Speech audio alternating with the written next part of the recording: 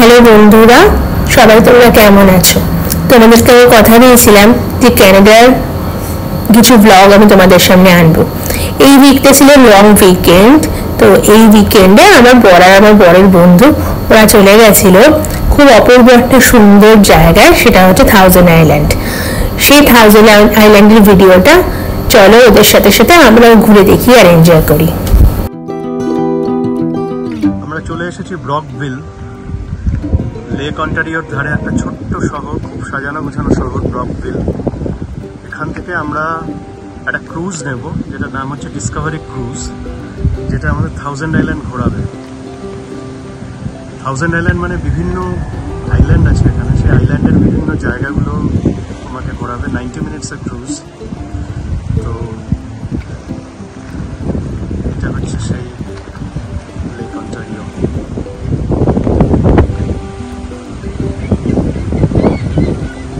আজকেও টুরিস্টের ভিড় আছে, অনেকেই এসছে। এই থাউজেন্ড আইল্যান্ডের আমাদের ফেরি টাইমিং হচ্ছে 12:30টার সময়, এবং আমরা অনলাইনে টিকিট কেটেছিলাম। তো আমি আরেক বন্ধুর সাথে এসেছি, সেই বন্ধু অনলাইনের টিকিট, এখান থেকে বোধহয় হার্ড কপি দেখাতে হবে, তোমাকে হার্ড কপি নিতে হবে টিকিট কাউন্টার থেকে। সামনে টিকিট কাউন্টার, সামনে চার্চের ঘন্টা শুনতে পেলে নাকি জানি না, খুব সুন্দরভাবে চার্চের ঘন্টা পড়ছিল। এখন বাজে প্রায় 12টা। সেই জন্যে আমাদের শ্রীকার, মানে আমার বন্ধু, যে ও টিকিট কালেকশনের জন্য টিকিট অফিসের সামনে দাঁড়িয়ে আছে। খুব সুন্দর ছোট্ট সাজানো গোছানো শহর ব্রকভিল, পরে আরও দেখানোর চেষ্টা করব। এবং ব্রকভিলকে বলা হয় সিটি অফ থাউজেন্ড আইল্যান্ড। এটা আমার বাড়ি থেকে প্রায় 1 ঘন্টার ডিস্টেন্স, ওই ধরো অলমোস্ট 85-87 কিলোমিটার্স। যাই হোক,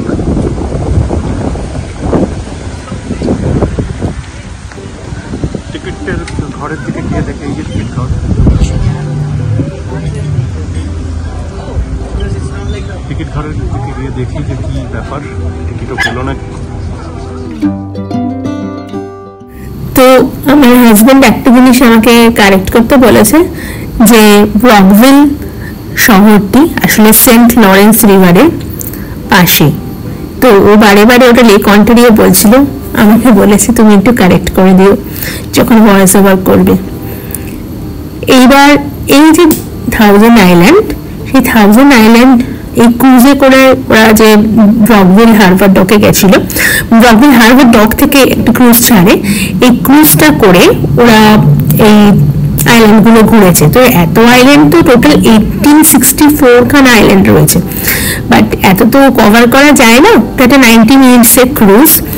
তো ওরা 90 মিনিটসের ট্যুরটা নিয়েছিল, এছাড়া একটা 3 আওয়ার্সের ট্যুরও ছিল, কিন্তু সেটা ওরা নেয়নি। তো এই সমস্ত আইল্যান্ডগুলোর মধ্যে আবার কিছু কিছু প্রাইভেট আইল্যান্ড আছে, যেগুলো প্রাইভেট নয়, সেগুলো আবার ক্যাম্পেইনের জন্য বুক করা যেতে পারে, কিন্তু এরকম আর কি মিশিয়ে রয়েছে। তো আমি একটু হিস্ট্রিটা বলি থাউজেন্ড আইল্যান্ডে। সেটা হচ্ছে, the Thousand Islands actually consist of 1864 islands that span a 50-mile radius along St. Lawrence River between Kingston and Brockville. The history of the Thousand Islands began almost 12,000 years ago during the last ice age. These islands are the marvel and beauty of Mother Nature hard at work.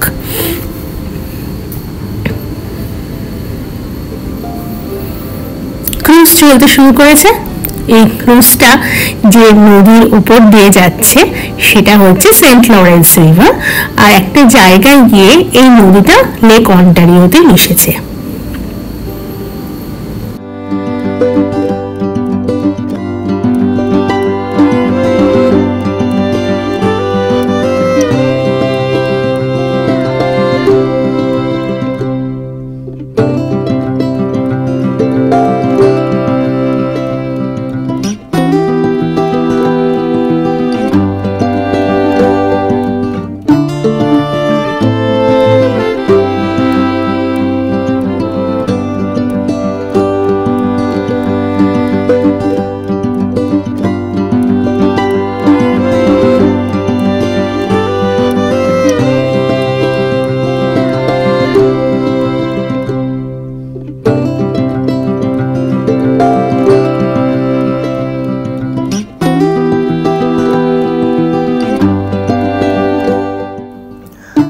ব্রকভিল eastern অন্টারিওর একটা ছোট্ট সাজানো গোছানো শহর। Saint Lawrence রিভারের একদিকে ব্রকভিল আর উল্টো দিকে কিন্তু USA. তবে আমার হাজব্যান্ডরা কিন্তু ক্যানাডিয়ান ওয়াটারেই ছিলেন, মানে এই ক্রুজটা কিন্তু ক্যানাডিয়ান ওয়াটারেই আছে। ক্রুজের টিকিট অনলাইনেও কাটলেও আগে থাকতে হারবার অফিসে এসে ক্রুজ বোর্ডিংয়ের পাস কালেক্ট করতে হয়। এটা এখানকার নিয়ম। অনলাইনে কাটলেও কিন্তু এসে তারপর বোর্ডিংয়ের পাস কালেক্ট করতে হয়েছে।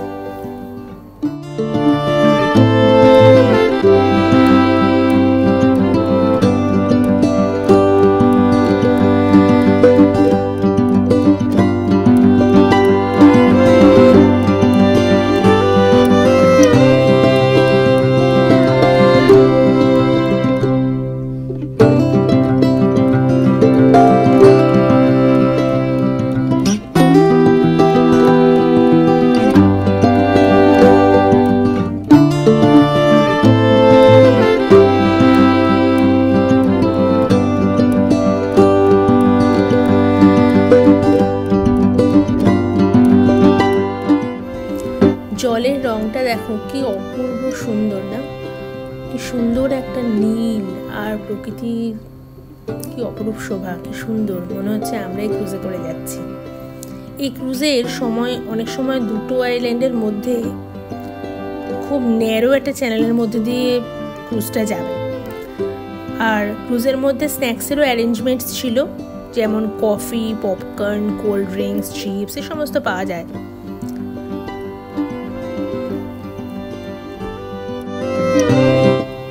ক্রুজটা ছিল 2 স্টোরিড।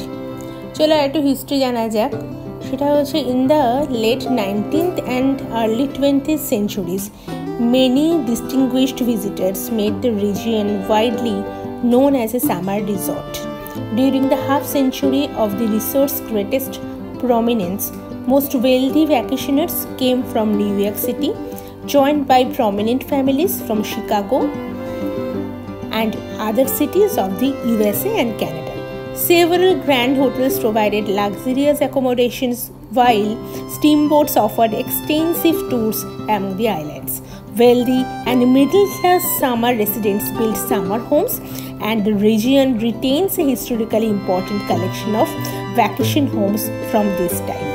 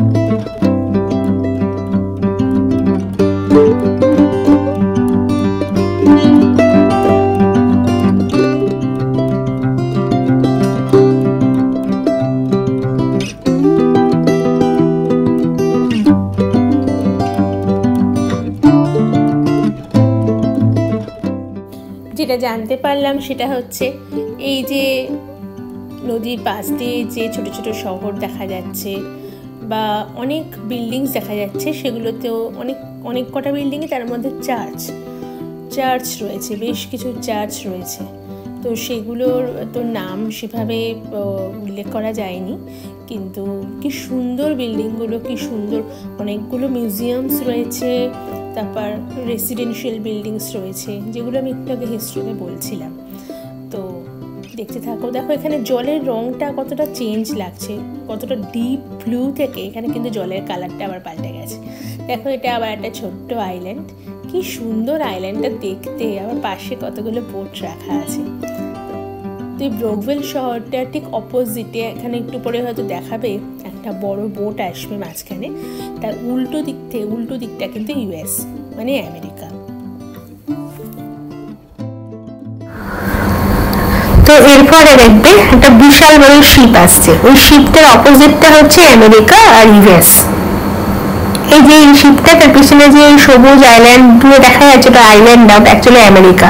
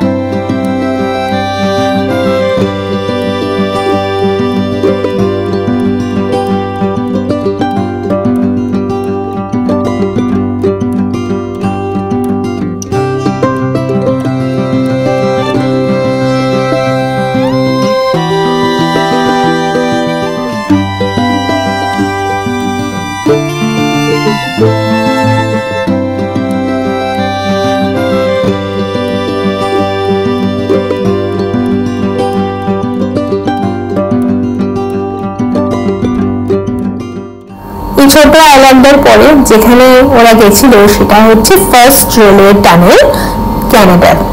এটা কনস্ট্রাকশন শুরু হয়েছিল সেপ্টেম্বর 1854-এ, আর ফার্স্ট ট্রেন পাস করেছিল টানেল দিয়ে ডিসেম্বর 31, 1860-তে। 2017 থেকে এটা টুরিস্টদের জন্য ওপেন করে দেওয়া হয়।